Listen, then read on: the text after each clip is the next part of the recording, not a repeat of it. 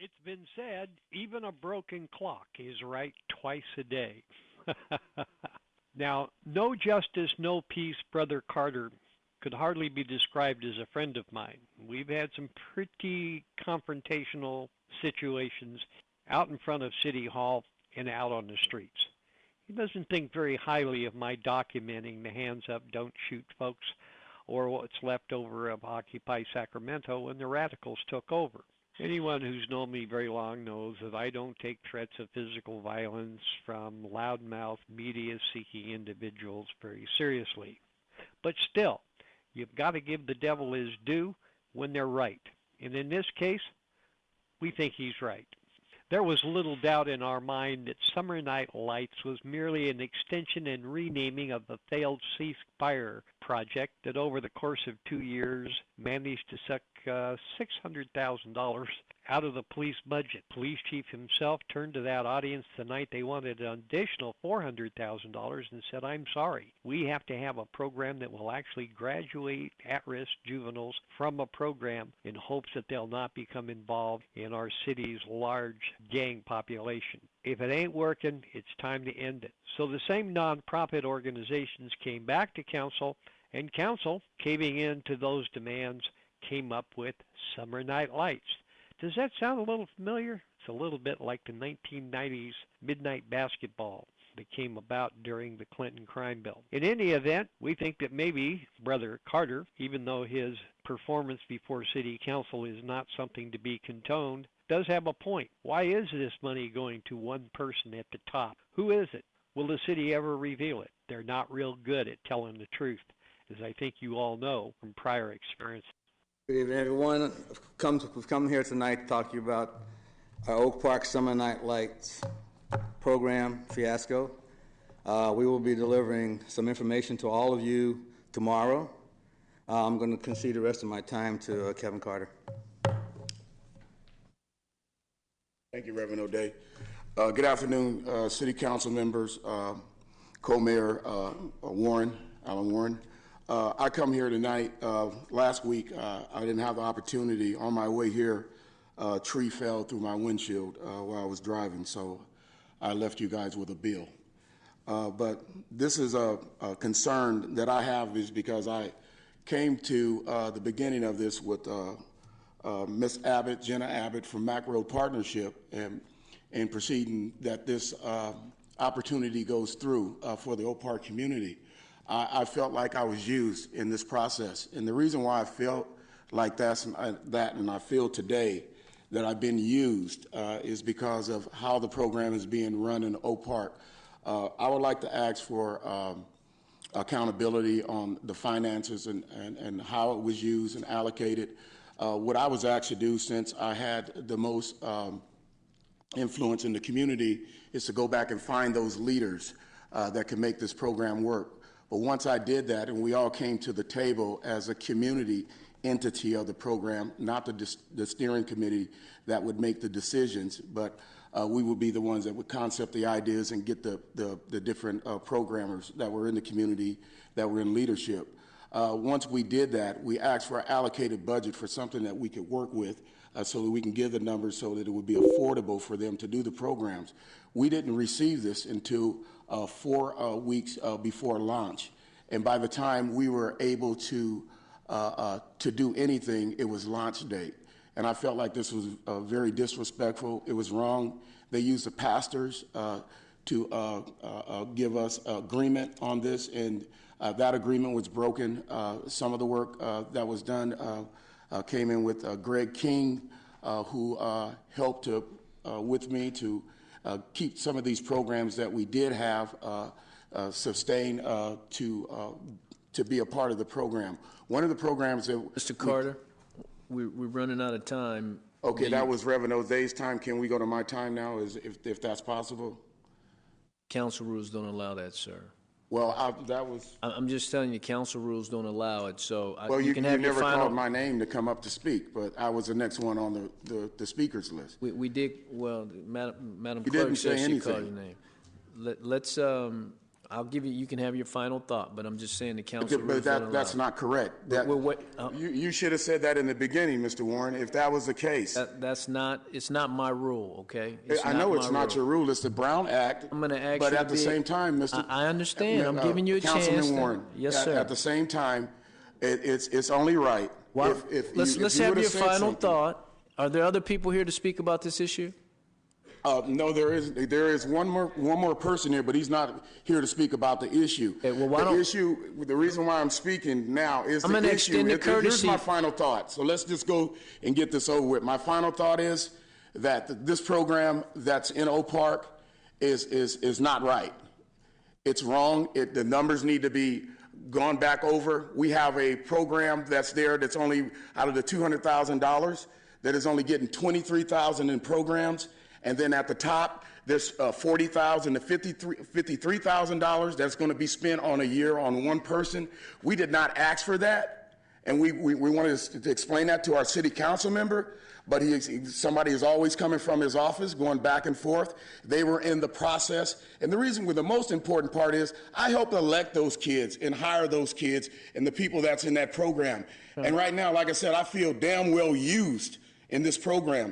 Okay, Mr. Chenier, you need to know that's wrong. I don't get out like that. Listen, I've been in my community for No. I'm gonna have you. 16 years old. I'm gonna have I'm not mistreating anybody and doing that. Mr. Carter. I do most of my work as a volunteer. You're gonna have to help Mr. Carter out, Even please. for what you did when I was praying for that kid that was killed, a 6-year-old. And you sent the chaplain in to interfere with my prayer. That's wrong. Mr. But I do not like others. Mr. Carter, What you did is wrong with this program. We have gang members in our community that don't have nowhere to go. Okay, Winston, Ray is I next. have a problem with leaving, but they need to hear the truth. They not misuse my time. And the people. Morally and ethically wrong in here. Are doing the right thing. There's gang members out there that's suffering right now because they don't have a program. Nobody there. You guys have screwed our community for the last time. We're coming after you now with law. We're filing a writ on you next week. So Brother Carter's outburst at City Council, probably inappropriate and certainly not something that we would condone. On the other hand, we do have to look at what's happened to our city government and the people's right to redress of grievance of that same government. Under the new rules passed by Council in, I think it was January 2013, we are no longer allowed to address our own elected city council representative, or we might be escorted out of the room just like Brother Carter was. By the same token, if there's 36 items on the consent calendar, and we have 4 of those items that we want to speak about, whether in approval or disapproval of the item, guess what? We're granted 2 minutes to speak on those 4 items, so essentially we're given the privilege of 30 seconds each to express our point of view.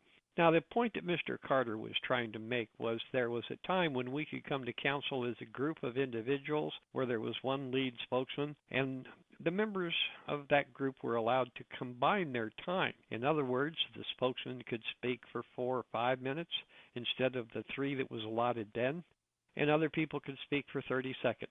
The bottom line, if there were 4 people, we had an opportunity to speak for 12 minutes. That is no longer allowed, as you just saw. Also, our time has been cut from 3 minutes to 2 minutes in order to try to address the members of the City Council as a body of the whole, with no expectations that they'll ever answer any of our questions, let alone engage in a two-way conversation. So where are we going with all of this? There are people out in the community that when we report on crime and other issues, claim, oh, you're just saying the sky is falling, you're a Chicken Little.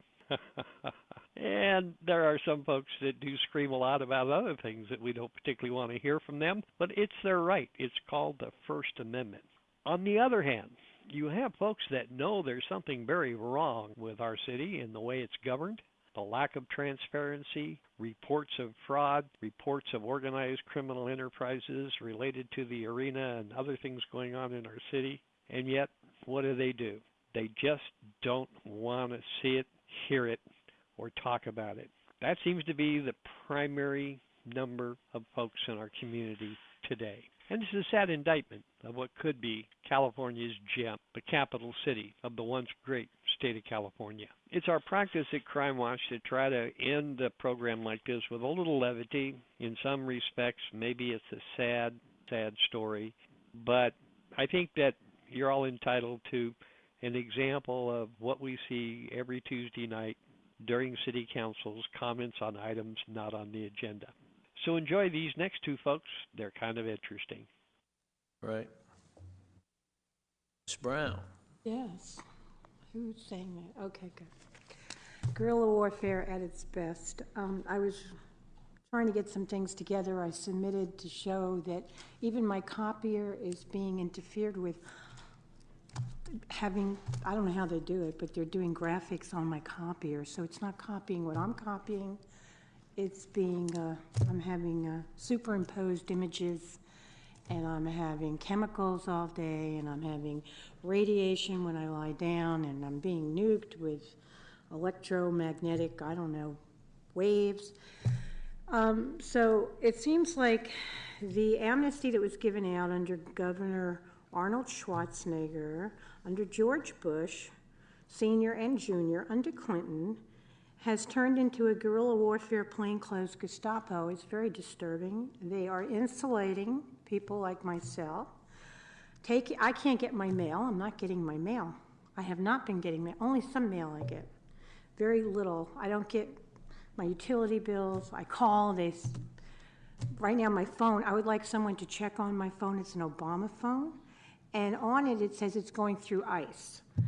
The other day, I had somebody threaten to stab me because I was using spray to clear the air from all the hydrocarbons, walking down K Street with the Band-Aids on the cheeks, and I said, go ahead and do it because I'd like to know who you're working for, and have them arrested. Later, I see her talking to an ICE plainclothes California exempt car. And I hear the officer say, she's crazy. I went over to the officer, I said, she threatened to take her knife out of her purse and stab me, and I'm crazy? The officer said, go away, I'm not talking to you. So I'm having trouble from government contractors. This is very serious. We're at war. They're acting as a fifth column. We need to eliminate this threat. I'm sorry. And I would like someone to please figure out, somebody, my mail, who's misusing the PA, power of attorney, when I was almost killed, my brother was killed, my sister was killed, my mother was killed. You know, they used to put crosses on the lawn. Need your last comment, Ms. Okay, Brown. my last comment is now they're putting crosses on the Capitol lawn, only they're invisible crosses in plain clothes, Gestapos. Okay. It's unbelievable. It's out of control here. He's laughing. It's not funny. This is like, okay, this is not communism. We let these people in 55. Okay, this is my comment. We let them in 55 from Yugoslavia, Czechoslovakia, not to make war with us. I'm sorry. This is the ungrateful dead. First of all, my name is Winston Michael Ray, and my obedience to Almighty God, and I guess you're probably all wondering by now, why am I dressed this way? Well, I'm the happiest homeless man in the world, because quite bluntly, I'm over a worldwide marketing movement entitled Operation Hobo, which is an acronym which involves our illustrious president, President Obama. Operation Hobo, Homeless Ones, Barack Obama. I'm going to get right to the point because I'm looking at my time here. I wrote some notes to this distinguished body, to the mayor, to the vice mayor, to all the distinguished municipal leaders. I'm here for one reason. I arrived here this morning, today, June 23rd, at about 7 o'clock a.m. off the Greyhound, and I am here to deliberately, intentionally rally up as many homeless people I can get my little hands on, and those who are not homeless, on the verge of being homeless, to stand with me on the steps of the Capitol June 25th. That's 48 hours from now, 2 days from now. I'm calling up on Mayor Kevin Brown, who also is the mayor of the president of U.S. Conference of Mayors.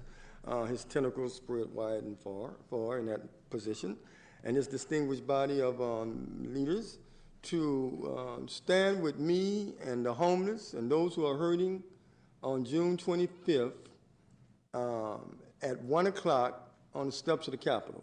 We have to end homelessness. We have a worldwide marketing movement entitled Worldwide SILVER Civil Rights Movement. I know time won't allow me. I will be a candidate as for President of the United States. I'm serious about it. I'll be the most silliest looking candidate there is, and this will be my attire. I will wear it throughout the entire race. I guarantee you once I get on the ballot. To dramatize homelessness. We simply have to stop. We have a $100 billion campaign that can end it. Sacramento is being called to stand up, to be the leader she is, to lead the nation further with a worldwide marketing movement that is guaranteed to bring in 50 to 100 Mr. Ray, we're going to need your last per comment, state. please. My final comment is so many. My comment. We just Mr. need Warren, one. We need one, okay? My comment is very simple. I'm inviting the entire state of California, particularly the citizens of Sacramento, to stand with Winston Michael Ray, the homeless, and those who are on the verge of being homeless, this June 25th at 1 o'clock p.m. on the steps of the Capitol. Hopefully Governor Brown will be there to let the nation know that Sacramento, California is the first city in the nation to embrace wholeheartedly the worldwide civil rights movement. We're here to stay. And go to youtube.com. Excuse me, Winston Mr. for Ray. President 2012 That's on YouTube. enough, okay? Next speaker, please. Next okay? speaker is- I've extended the courtesy. Let's go. Oh, and I'm sorry. Move it. Look, no. I'm not sure, but you can leave it right here with the... Okay, our